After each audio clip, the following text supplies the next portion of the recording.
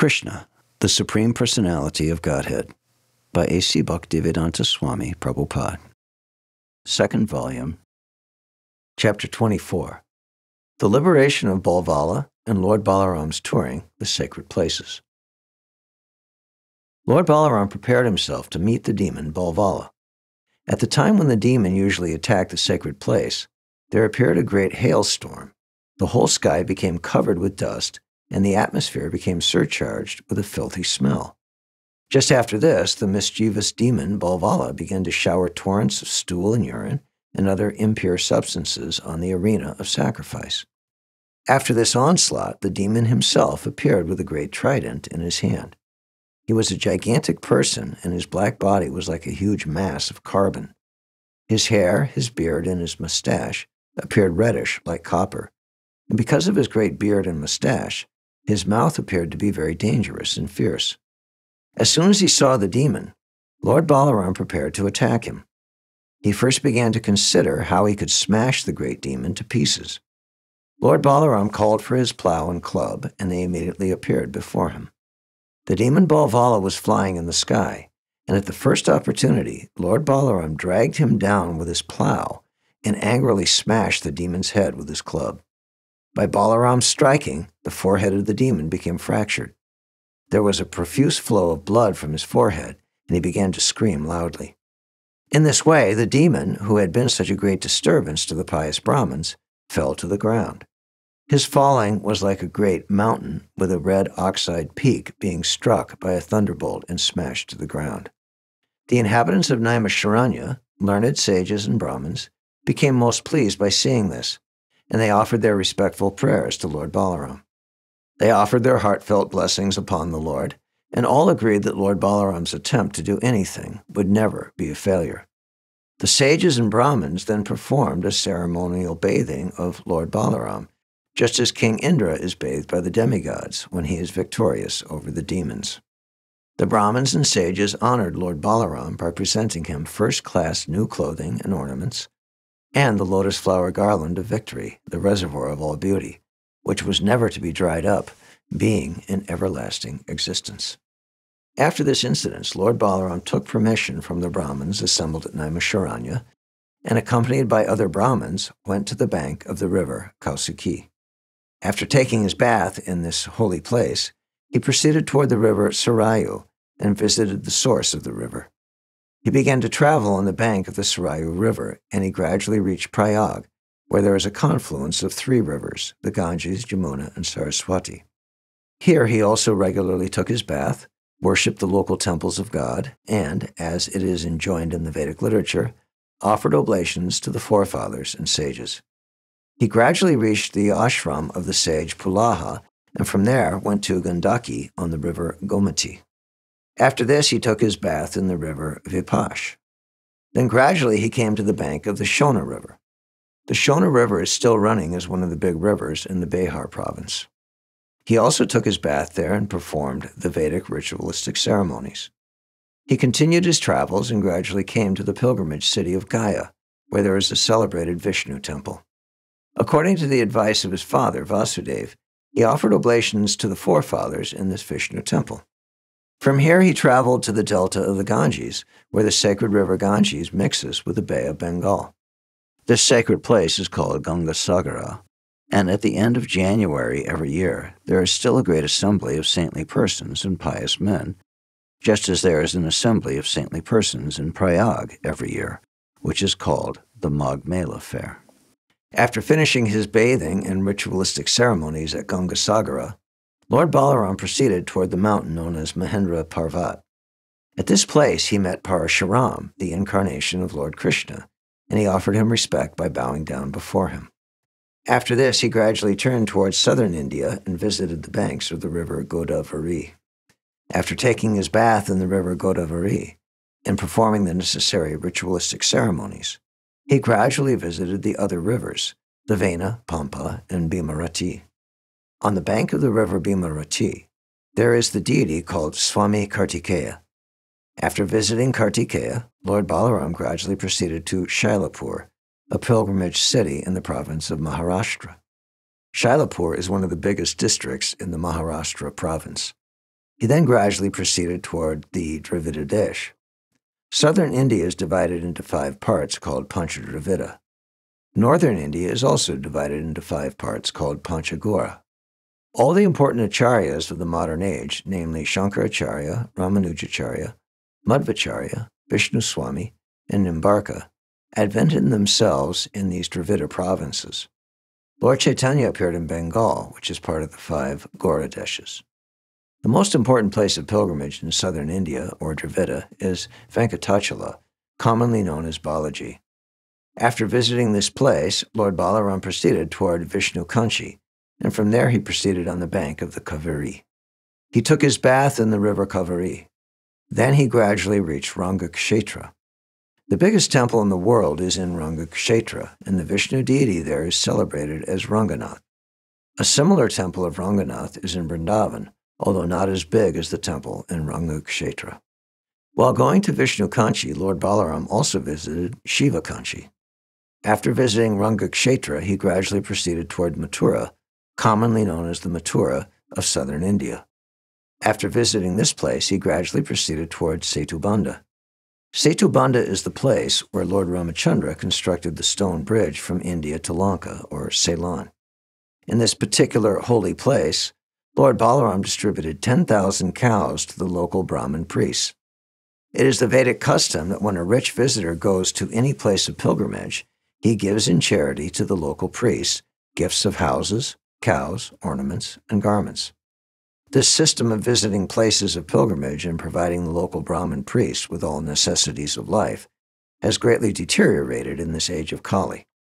The richer section of the population, because of its degradation in Vedic culture, is no longer attracted by these places of pilgrimage, and the Brahmin priests who depended on such visitors have also deteriorated in their professional duty of helping the visitors. These Brahmin priests in the places of pilgrimage are called Panda or Pandit. This means that they formerly were very learned Brahmins and used to guide the visitors in all details of the purpose of coming there, and thus both the visitors and the priests were benefited by mutual cooperation. It is clear from the description of Śrīmad-Bhāgavatam that when Lord Balarāma was visiting the different places of pilgrimage, he properly followed the Vedic system. After distributing cows at Setubandha, Lord Balarāma proceeded toward the Kritamala and Tamraparni rivers. These 2 rivers are celebrated as sacred, and Lord Balarāma bathed in both. He then proceeded toward Malaya Hill. This Malaya Hill is very great, and it is said that it is one of the 7 peaks called the Malaya Hills. The great sage Agastya used to live there, and Lord Balarāma visited him and offered his respects by bowing down before him. After taking the sage's blessings, Lord Balarāma, with the sage's permission, proceeded toward the Indian Ocean. At the point of the cape, there is a big temple of the goddess Durga, where she is known as Kบํ. This temple of KÊņakumāri was also visited by Lord Ramachandra, and therefore it is to be understood that the temple has been existing for millions of years. From there, Lord Balarāma went on to visit the pilgrimage city known as Falguna-tirtha, which is on the shore of the Indian Ocean, or the Southern Ocean. Falguna-tirtha is celebrated because Lord Vishnu, in his incarnation of Ananta, is lying there. From Falguna-tirtha, Lord Balarāma went on to visit another pilgrimage spot known as Panchapsarasa. There also he bathed according to the regulative principles and observed the ritualistic ceremonies. This site is also celebrated as a shrine of Lord Vishnu. Therefore, Lord Balarāma distributed 10,000 cows to the local Brahmin priests. From Cape Comorin, Lord Balarāma turned toward Kerala. The country of Kerala is still existing in southern India under the name of South Kerala. After visiting this place, he came to Gokarna-tirtha, where Lord Shiva is constantly worshipped. Balarāma then visited the temple of Arya-Devi, which is completely surrounded by water. From that island, he went on to the place known as Surparaka. After this, he bathed in the rivers known as Tapi, Payoshni, and Nirvindya, and he came to the forest known as Dandakaranya. This is the same Dandakaranya forest where Lord Ramachandra lived while he was in exile. Lord Balarāma next came to the bank of the river Narmada, the biggest river in central India. On the bank of this sacred Narmada is a pilgrimage spot known as Mahishmati Puri. After bathing there, according to regulative principles, Lord Balarāma returned to Prabhasa Tirtha, wherefrom he had begun his journey. When Lord Balārāma returned to Prabhasta-tirtha, he heard from the Brahmins that most of the Kshatriyas in the battle of Kurukshetra had been killed. Balārāma felt relieved to hear that the burden of the world had been reduced. Lord Krishna and Balārāma appeared on this earth to lessen the burden of military strength created by the ambitious Kshatriya kings. This is the way of materialistic life.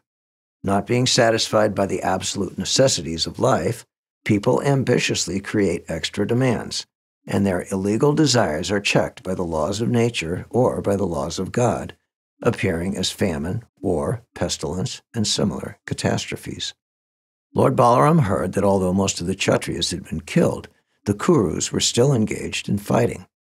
Therefore he returned to the battlefield just on the day Bhimasena and Duryodhana were engaged in a personal duel. As well-wisher of both of them, Lord Balārāma wanted to stop them, but they would not stop. When Lord Balārāma appeared on the scene, King Yudhisthira and his young brothers, Nakula, Sahadeva, Lord Krishna, and Arjuna, immediately offered him their respectful obeisances. But they did not speak at all. The reason they were silent was that Lord Balārāma was somewhat affectionate toward Duryodhana, and Duryodhana had learned from Balārāmji the art of fighting with a club. Thus, when the fighting was going on, King Yudhisthira and others thought that Balārāma might come there and say something in favor of Duryodhana, and they therefore remained silent. Both Duryodhana and Bhimasena were very enthusiastic in fighting with clubs, and in the midst of large audiences, each was very skillfully trying to strike the other, and while attempting to do so, they appeared to be dancing. But although they appeared to be dancing, it was clear that both of them were very angry.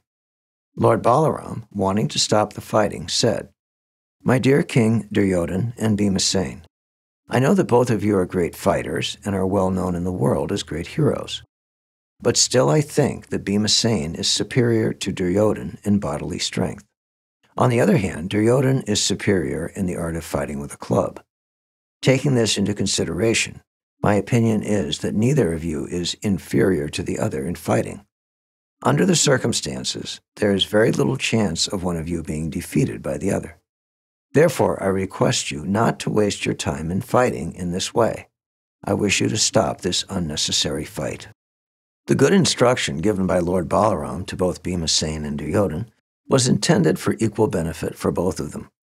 But they were so enwrapped in anger against each other that they could only remember their long-lasting personal enmity. Each thought only of killing the other, and they did not give much importance to the instruction of Lord Balārāma. Both of them then became like madmen in remembering the strong accusations and ill behavior they had exchanged with one another. Lord Balārāma, being able to understand the destiny which was awaiting them, was not eager to go further in the matter. Therefore, instead of staying, he decided to return to the city of Dwarka. When he returned to Dwarka, he was received with great jubilation by relatives and friends, headed by King Ugrasena and other elderly persons. All of them came forward to welcome Lord Balārāma. After this, he again went to the holy place of pilgrimage at Naimisharanya, and the sages, saintly persons, and Brahmins all received him standing. They understood that Lord Balārāma, although a Kshatriya, was now retired from the fighting business. The Brahmins and sages, who were always for peace and tranquility, were very pleased at this. All of them embraced Balārāma with great affection and induced him to perform various kinds of sacrifices in that sacred spot of Naimisharanya. Actually, Lord Balārāma had no business performing the sacrifices recommended for ordinary human beings. He is the Supreme Personality of Godhead, and therefore he himself is the enjoyer of all such sacrifices. As such, his exemplary action in performing sacrifices was only to give a lesson to the common man, to show how one should abide by the injunction of the Vedas.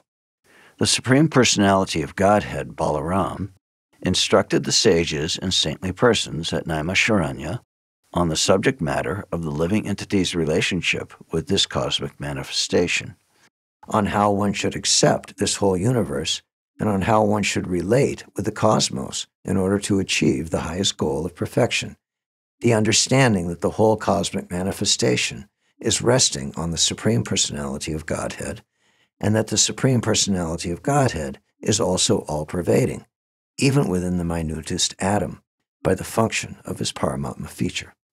Lord Balārāma then took the Avabrita bath, which is accepted after finishing sacrificial performances. After taking his bath, he dressed himself in new silken garments and decorated himself with beautiful jewelry amidst his relatives and friends. He appeared to be a shining full moon amidst the luminaries in the sky. Lord Balārāma is the personality of Godhead, Ananta himself. Therefore, he is beyond the scope of understanding by mind, intelligence, or body. He descended exactly like a human being and behaved in that way for his own purpose. We can only explain his activities as the Lord's pastimes. No one can even estimate the extent of the unlimited demonstrations of his pastimes because he is all-powerful. Lord Balārāma is the original Vishnu. Therefore, anyone remembering these pastimes of Lord Balārāma in the morning and evening will certainly become a great devotee of the Supreme Personality of Godhead, and thus his life will become successful in all respects. Thus ends the Bhaktivedanta purport of the second volume, 24th chapter of Krishna, the liberation of Balvala, and Lord Balārāma's touring sacred places. Thank you for listening. For more, click here.